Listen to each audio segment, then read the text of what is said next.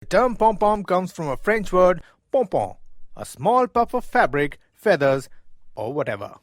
Napoleon's army wore proper pom-pom caps, with the color of the hat indicating the company to which the man belonged.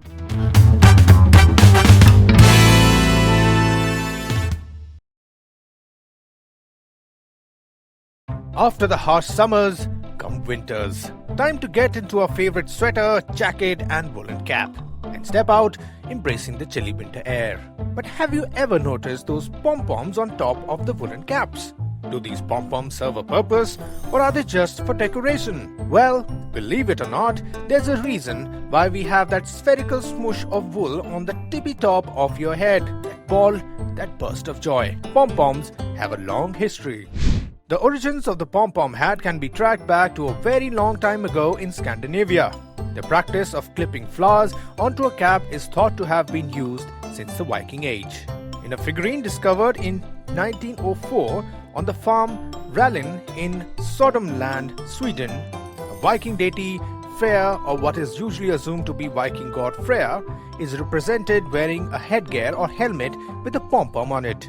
Viking god Freyr, according to Norse mythology, wears a pom-pom on top of his helmet. The term pom-pom comes from a French word pompom, a small puff of fabric, feathers, or whatever.